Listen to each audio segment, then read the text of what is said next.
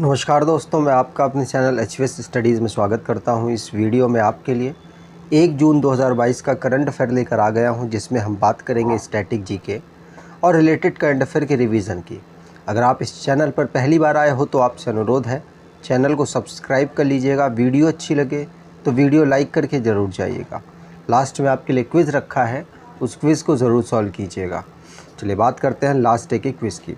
तो last day आपसे question पूछा गया था, Which state adopts revised criteria for IG Indira Gandhi शहरी रोजगार गारंटी योजना? तो आप सभी ने आंसर राजस्थान दिया था और राजस्थान ही सही आंसर है। आज के पहले क्वेश्चन की बात करें तो आज का पहला क्वेश्चन है, geological survey of India recently which state has India's largest gold reserve? तो according to geological survey of India किस स्टेट में लार्जेस्ट गोल्ड रिजर्व पाए गए हैं और वहाँ पर उपस्थित हैं? तो आंसर यहाँ पर हो जाएगा, कहाँ पर? बिहार में।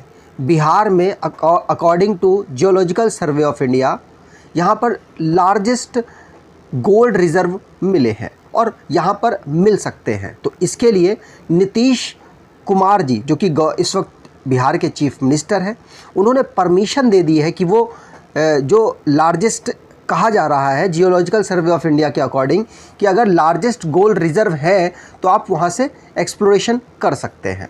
तो अब यहाँ पे एक्सप्लोरेशन शुरू होगा और माना जा रहा है जियोलॉजिकल सर्वे ऑफ इंडिया का कि 222.88 मिलियन टन यहाँ से इनको मिनरल, मतलब जिसमें गोल्ड ज़्यादा है वो वाले मिनरल मिल सकते हैं। ठीक है, चलिए यहाँ पर बात करें बिहार की। तो बिहार में जमुई डिस्ट्रिक्ट में ये जो कोल रिजर्व कहा जा रहा है जियोलॉजिकल सर्वे ऑफ इंडिया के, वो मिले हैं। ठीक है, चलिए यहाँ पर बात हुई है बिहार की। तो बिहार को फॉर्म किया गया था स्टेट के रूप में 1912 में और इसको स्टेट का दर्जा मिला था 1950 में।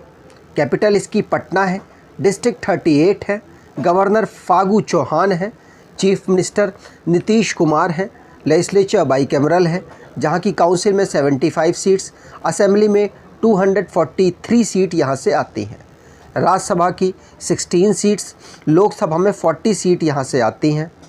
वाल्मीकि नेशनल पार्क यहाँ का नेशनल पार्क है। वाइल्ड लाइफ सेंचुरी की बात करें तो Gautam Buddha wildlife sanctuary, Nagi dam wildlife sanctuary, Nakti dam wildlife sanctuary, Pant या फिर Rajgir wildlife sanctuary, Udaipur wildlife sanctuary और वाल्मीकि वाइल्ड लाइफ सेंचुरी यहाँ की इम्पॉर्टेंट वाइल्ड लाइफ सेंचुरीज़ हैं। अगर मैप पर देखें तो बिहार की एक इंटरनेशनल बाउंड्री लगती है नेपाल के साथ, इंटरनल वेस्ट बंगाल, झारखंड और उत्तर प्रदेश के साथ इसकी बाउंड्री लगती है। अगले क्वेश्चन की बात करें, which country overtake China as India's largest trading partner 2022? तो आंसर यहाँ पर हो जाएगा, चाइना को पीछे करके यूएस इंडिया का लार्जिंग ट्रेडिंग पार्टनर बन गया है। मतलब एक्सपोर्ट और इंपोर्ट करने में चाइना को अब पीछे छोड़ दिया है। किसने? यूएस ने। यूएस ने भारत के साथ 119.42 बिलियन डॉलर का इन्होंने बिलियन यूएस डॉलर का इन्होंने भारत के साथ इन्होंने ट्रेड पार्टनरशिप की है और चाइना ने वहाँ सिर्फ 4 कम की है। मतलब 4 बिलियन यूएस डॉलर में कम पार्टनरशिप भारत के साथ की है, कम बिजनेस भारत के साथ किया है। दूसरे नंबर पर तो चाइना है, तीसरे नंबर पर भारत के साथ बिजनेस करने में यूएई है, चौथे नंबर पर भारत के साथ बिजनेस करने में सऊदी अरेबिया है, उसके बाद इराक है और उसके बाद सिंगापुर का नंबर आता है। ठीक है, चलिए आगे बात करें। अगर आप स्टैटिक जीके की ई बुक परचेज़ करना चाहते हैं तो आप इस ई बुक को परचेज़ कर सकते हैं। डिस्क्रिप्शन बॉक्स में लिंक है, वहाँ से आपको आसानी से मिल जाएगी और ऑलमोस्ट आपके आने वाले जितने भी एग्ज़ाम्स हैं उनमें स्टैटिक जीके की प्रॉब्लम को ये सॉल्व कर देगी। अगले क्वेश्चन की बात करें, India win first ever medal at the IBSA, मतलब जूडो की एक चैम्पियनशिप हुई। तो ये जो चैम्पियनशिप हुई जूडो ग्रैंड पिक्स, ये जो टूर्नामेंट है कहाँ पर ऑर्गेनाइज़ कराया गया? तो आंसर यहाँ पर हो जाएगा, ये टूर्नामेंट को ऑर्गेनाइज़ कराया गया कज़ाकिस्तान में। कहाँ पर? कजाकिस्तान में इसको ऑर्गेनाइज़ कराया गया। कजाकिस्तान की कैपिटल नूर सुल्तान में इसको ऑर्गेनाइज़ कराया गया। और आपको बता दूं इसमें भारत को पहली बार मेडल मिला है, जो कि जुडोका कपिल परमार के द्वारा भारत को दिलवाया गया। ठीक है, यहाँ पर बात हुई है कजाकिस्तान की, तो इसकी कैपिटल नूर सुल्तान है, करेंसी कजाकिस्तानी टेंगे है, प्रेसिडेंट कासिम जोमार्ट तोकायेव है। आगे बात करें, अगला क्वेश्चन है world no tobacco day observed on. तो किस दिन हम दुनिया में वर्ल्ड टोबैको डे सेलिब्रेट नहीं मतलब नो टोबैको डे सेलिब्रेट करते हैं? तो आंसर यहाँ पर हो जाएगा 31 मई को हम हर साल नो टोबैको डे ऑब्ज़र्व करते हैं दुनिया में। याद रखिएगा, हम इसको कब से ऑब्ज़र्व कर रहे हैं, और WHO के द्वारा 1987 और 1988 के जो सेशन था तब से हम इसको सेलिब्रेट कर रहे हैं, मतलब ऑब्ज़र्व कर रहे हैं। सेलिब्रेट तो अलग चीज़ हो जाएगी, ऑब्ज़र्व कर रहे हैं। और आपको बता दूं WHO वर्ल्ड हेल्थ ऑर्गेनाइजेशन के द्वारा इसको ऑब्ज़र्व किया जाता है, और इसकी इस साल की थीम रही है थ्रेट टू आवर एनवायरनमेंट। क्या? Threat to our environment. आगे बात करें, रिसेंटली में जो भी डे हमने रिवाइज़ किए, जो भी डे पढ़े हैं उनको रिवाइज़ कर लेते हैं।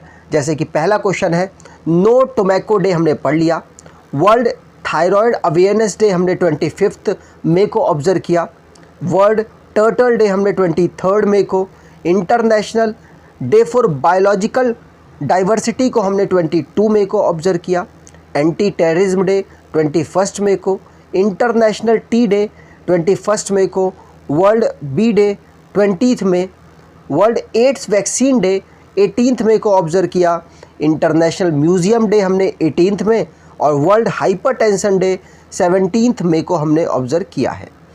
अगले क्वेश्चन की बात करें, हुज डॉक्यूमेंट्री, किसकी डॉक्यूमेंट्री ऑल डैट ब्रीथ्स, क्या नाम है डॉक्यूमेंट्री का? All that breathes, India's only entry at Cannes film festival. तो भारत की इकलौती कांस फिल्म फेस्टिवल में एंट्री थी। ऑल डैट ब्रीथ ये एक डॉक्यूमेंट्री है, किसकी डॉक्यूमेंट्री है पूछा जा रहा है। तो आंसर यहाँ पर हो जाएगा सोनक सेन की। किनकी? सोनक सेन की ये डॉक्यूमेंट्री है। आपको बता दूं ये पहली एंट्री तो थी ही, और साथ साथ ये जीती है 2022 का एल लॉयर डी और अवार्ड। मतलब कांस में ही एक कैटेगरी होती है, उसमें ही अवार्ड मिलता है। तो कांस फिल्म फेस्टिवल 2022 में ओनली एंट्री थी जिसको एक अवार्ड भी मिला है, इसलिए याद रखना है। फिल्म मेकर सोनक सेन की ये डॉक्यूमेंट्री थी ऑल डैट ब्रीथ, याद रखिएगा, पूछा जा सकता है। रिसेंटली में जो भी अवार्ड दिए गए उनको रिवाइज़ कर लेते हैं। सोनक सेन वाला क्वेश्चन हमने पढ़ लिया।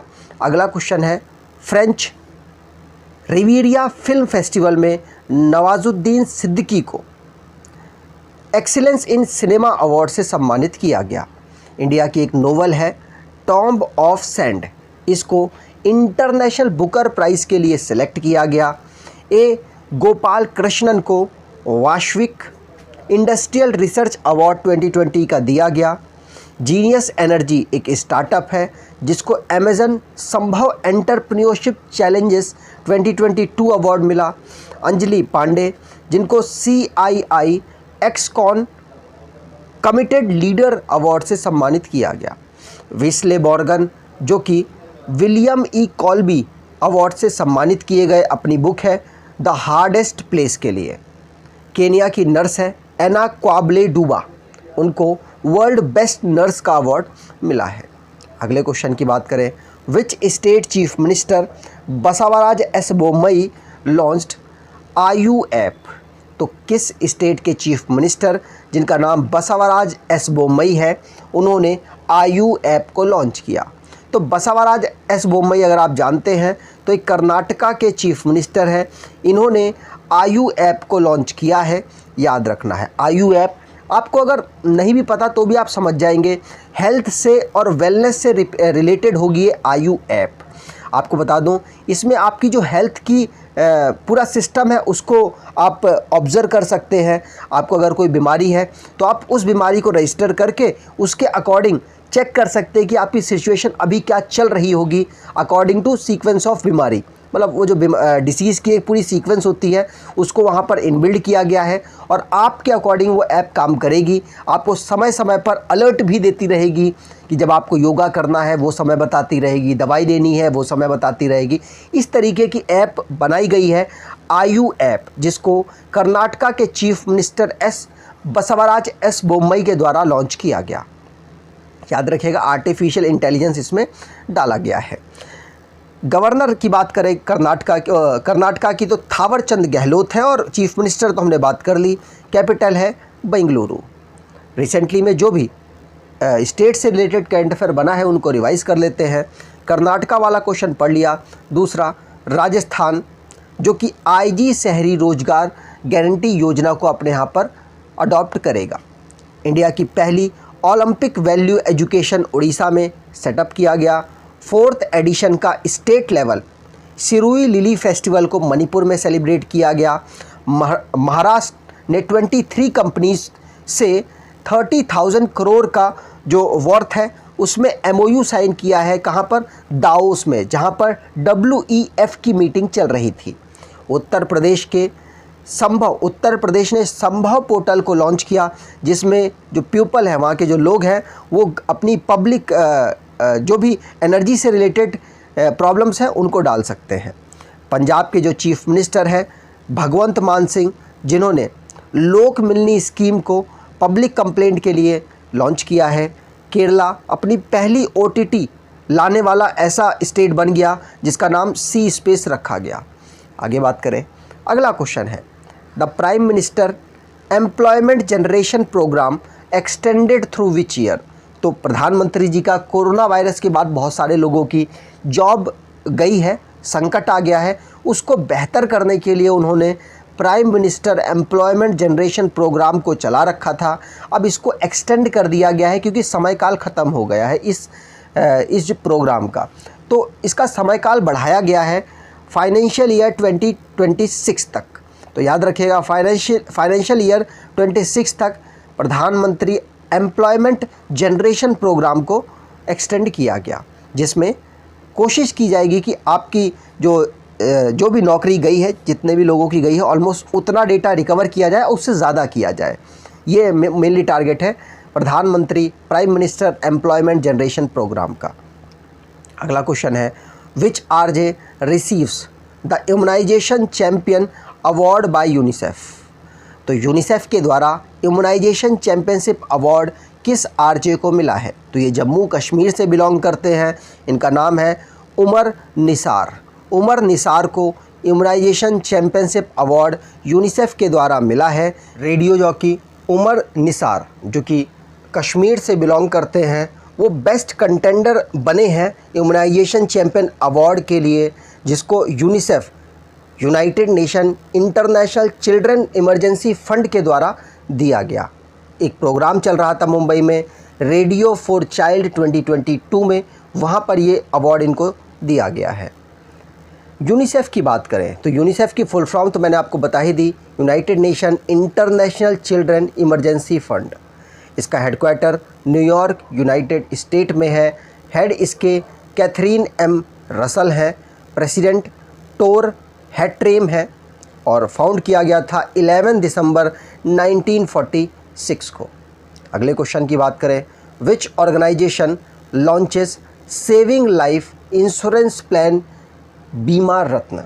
तो जो एक बीमा रत्न नाम की एक सेविंग लाइफ इंश्योरेंस प्लान को लॉन्च किया गया। मतलब जैसे होता है ना, कोई मतलब आप इंश्योरेंस कराते हैं तो 200 रुपये की किस्त बन जाती है, 400 रुपये की किस्त बन जाती है, किस्त टाइप में आपको देना पड़ता है। इस वाले बीमा में क्या होगा कि आप जितना भी सेव कर रहे हैं उसके अकॉर्डिंग आप अपनी बीमा को सेट कर सकते हैं। मतलब मान लीजिए एक महीने आप 10,000 बचाते हैं तो 10,000 जमा कर दीजिए। एक महीने आप 200 रुपये बचाते हैं, एग्जाम्पल दे रहा हूँ, तो 200 रुपये जमा कर दीजिए। इस तरीके की बीमा सिस्टम को डेवलप किया गया LIC के द्वारा। LIC ने बीमा रत्न प्लान को लॉन्च किया है, इसलिए आपको ध्यान रखना है, पूछा जा सकता है कि बीमा रत्न किसके द्वारा लॉन्च किया गया। तो LIC के द्वारा लॉन्च किया गया। Life insurance corporation of India इसकी फुल फॉर्म है। और ये नॉर्मली वो सारे बीमा की तरह काम करेगा। जैसे मान लीजिए अगर आपकी डेथ होती है तो आपको जो कंपनसेशन पैसा होता है ना LIC के, मतलब आप कोई बीमा कराते हैं उसके बाद मिलता है, वो भी मिलेगा। साथ साथ और भी बहुत सारे बेनिफिट्स आपको यहाँ पर प्रोवाइड कराए जाएंगे। लेकिन आप अपने जितना आप सेव करते हैं उसके अकॉर्डिंग इसको इस बीमा रत्न के अकॉर्डिंग आप अपनी सेविंग के अकॉर्डिंग अपनी किस्त को बांध सकते हैं। ठीक है। LIC के जो चेयरपर्सन है MR कुमार इस समय पर है, हेडक्वार्टर मुंबई में है, फाउंड किया गया था 1 सितंबर 1956 को। आज के क्विज़ की बात करें तो recently which state formed panel to implement uniform civil code. तो आपको कमेंट बॉक्स में डिटेल में आंसर देना है। अगर आपको ये वीडियो अच्छी लगी है तो आपसे अनुरोध है वीडियो को लाइक कर दीजिएगा, चैनल को सब्सक्राइब कर लीजिएगा और एटलीस्ट अपने कुछ दोस्तों तक वीडियो को शेयर ज़रूर कीजिएगा। धन्यवाद।